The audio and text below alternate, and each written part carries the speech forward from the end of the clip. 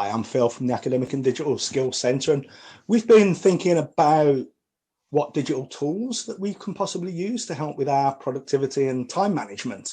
I'm here with my colleague Polly, and just to say, Paul, we know that we're working online, working remotely. We are faced with a lot of distractions and trying to juggle lots of different modules, deadlines, demands, etc. And all this is a real challenge at the moment. So do you know of any online tools or apps that can help with this? Do you use any yourself, for instance? Yeah, so there's loads of different online tools to help with this idea of time management. And I think it really depends on what aspect you'd like a bit of help with, really. So I know one thing a lot of us can struggle with sometimes is just really focusing for any length of time, particularly when there's so many distractions going on. So there's some tools to help with this. You may have heard of a fairly famous time management technique called the Pomodoro Technique. And that's really based on this idea of a kind of tomato timer, which allows you to study in kind of set intervals using a timer. Normally it's 25 minutes followed by a 5-minute break, another 25 minutes followed by a 5-minute break, and so on, really just to help you kind of break down your studying and make it seem more manageable and give you more focus. So there's actually lots of tools and apps that play with this idea, really. So one good one is called Focus Keeper. And this is one that you can download as an app on your phone. And essentially, you just set maybe a particular period of study you want to work for, set a goal, and then the app itself will kind of give you reminders and do the timings for you.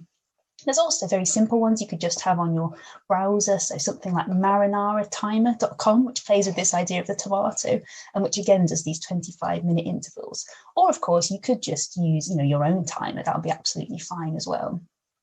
Something else I expect quite a lot of us struggle with is maybe getting distracted by our phone or things we're wanting to look at on the internet. And again, there's lots of tools to sort of help you manage this. So a couple of quite popular ones are called Forest and also Flora, and they're actually really quite similar. Essentially, you have them either on your phone or you can have them on your browser. Again, you set a study goal, you set a timer, and essentially the longer you study for, the more a kind of little virtual plant or tree will grow. But if you then go and fiddle with your phone or look at something on your browser, the plant or tree stops growing. So it's very sad. You don't want that to happen. So it just sort of gives you that impetus, really.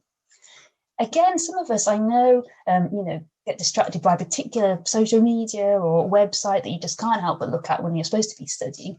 So again, there are tools that might help you just block those, even if just for a short period of time. Say you need to get your assignment done. So a couple of examples of this, there's one called Cold Turkey. There's another one called Stay Focused. Both of these you can either use on your phone or on your browser and just, choose particular websites or social media tools you want to block. And then hopefully that will allow you to get on with the task in hand. So those are really just a few examples of time management tools. There's lots of other ones that you might try, depending on what works for you. But in terms of productivity, another big aspect of this, of course, is being organised as well. So Phil, I wanted to ask you, have you got any recommendations for tools to help us with being organised? Yeah, sure. Actually, the one I use most often is actually probably one of the most obvious ones. It's my email calendar within Outlook. So I generally have my email open throughout the day. It's open in the background all the time. And so I can see my calendar constantly. And not only do I put appointments in there, but I generally put in when things need to be done by. I put my deadlines in there. I can block time out to work on particular tasks as well. So effectively got like a task list in the calendar. And that's something I tend to use a lot myself. And that's something that does really work for me personally. Another one that I use that we've all got access to as well at the university is Microsoft OneNote. So it's part of our Microsoft 365 package. And because we've got that, it means that basically we could keep everything in one place.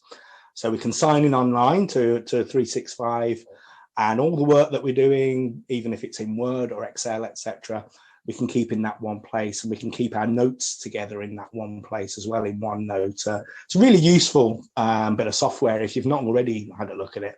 But you can annotate notes, you can add pictures, you can add links from websites, you can even record your own audio notes or video notes as well, and put those into OneNote, and you can organize them really nicely into categories, just like you would in a standard physical notebook as well. So those are two I use quite a lot and work for me. But it is certainly the case that there's plenty of online tools available as well.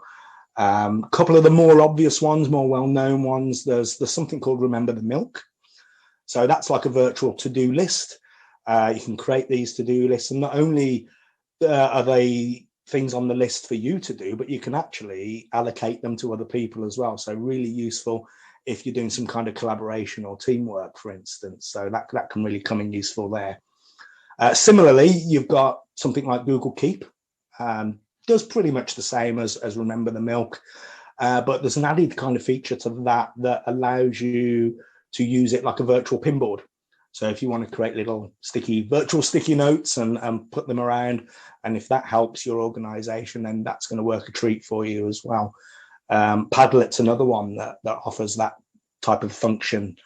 But I guess it comes down to the individual ultimately on what works best for them and what things work for them in terms of time management. Those are certainly things that work for me at the calendar and OneNote, etc. But I would suggest using those as a start point, certainly, but do look around. There's plenty out there, and most of them will work across all the platforms. So whether it be Microsoft, whether it be Apple, etc., and that will sync across your devices as well. So wherever you are, you've got these notes or to-do lists, whatever device you're using as well. So that's another really useful feature of most of them. Great, thank you so much, Phil. If you've got any tools, techniques that you've used yourself to help with time management or organisation, please do let us know here at the Academic Skills Centre. We'd love to know. And of course, if you need any help with academic or digital skills, please do get in touch as well. Thank you.